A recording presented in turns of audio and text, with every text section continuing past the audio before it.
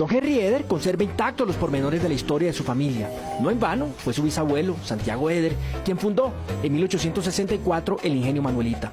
Lo hizo en las tierras que alguna vez pertenecieron al padre del escritor Jorge Isaacs y cuyas haciendas, La Rita, La Primitiva, Oriente y La Manuelita, fueron compradas en un remate por don Santiago y Pío Rengifo. Cuando Jorge Isaacs compró estas fincas, le puso Manuelita.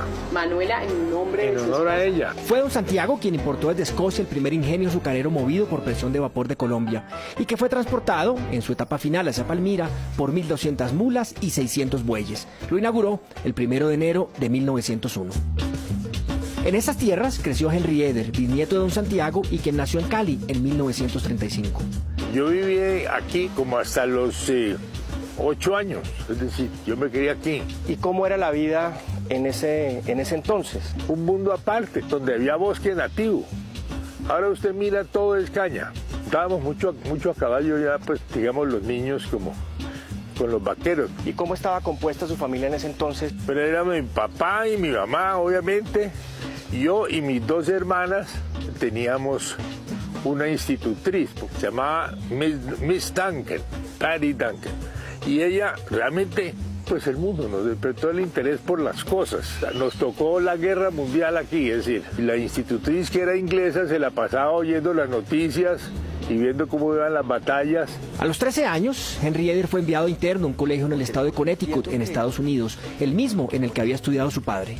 Desde chiquito yo quería ser ingeniero eléctrico y tenía juguetes eléctricos, el famoso tren eléctrico. Y me gradué finalmente de la Universidad de MIT en Ingeniería Eléctrica. Lo hizo en 1957 y se fue a Suiza a trabajar con la compañía de ingeniería Brown Boveri. Al cabo de año y medio regresó a Colombia para trabajar con el gobierno de Alberto Lleras en la misión de estudios del Valle de la Magdalena. Fui al London School of Economics y cuando volví comencé a trabajar en Manuelita.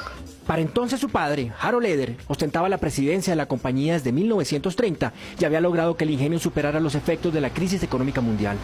Consolidó el negocio, ejecutó una nueva fábrica de azúcar refinada hacia 1952 y aprobó en 1963 la creación del Ingenio del Cauca. Y me dieron un título altisonante, se llamaba asistente del presidente. Pero en verdad era un aprendiz.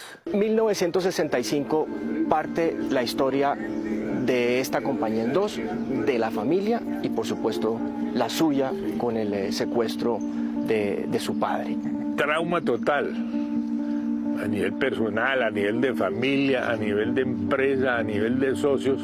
Como año y medio antes había informaciones de que se han formado unos grupos, pues que era la FARC, que estaban contemplando secuestrar gente. Le dieron un señor del DAS que andaba con él, lo secuestraron y él murió en el secuestro, porque en el momento del secuestro el guardaespaldas trató de venderlo con un revólver que tenía, hubo un tiroteo y a mi papá lo hirieron y se desangró. Y esto fue la finca de Quebraseca en Corinto, Cauca. Fue el primer secuestro extorsivo en la historia de Colombia. ¿Por qué no se van de Colombia? ¿Por qué no vamos a ir de Colombia si nosotros somos de aquí, somos colombianos, nos gusta esto, queremos ir trabajando aquí? Henry Eder se convirtió en el líder de la familia y vicepresidente de la compañía. Más tarde, presidente de la junta directiva. Logró integrar el Ingenio del Cauca, que era una empresa separada, a la operación de Manuelita. Si las decisiones de Ingenio del Cauca se tomaban en Manuelita. A finales de la década de 1970, el Valle del Cauca vivió uno de los enfrentamientos más intensos en la historia de los negocios en Colombia. Carlos Ardila Lule buscaba adquirir un ingenio que pudiese proveer a su fábrica de gaseosas. Puso sus ojos en Manuelita y de manera sorpresiva logró quedarse con el 49.3% de las acciones, amenazando el control de la familia fundadora. Fue Henry Eder quien salió a salvaguardar el negocio familiar.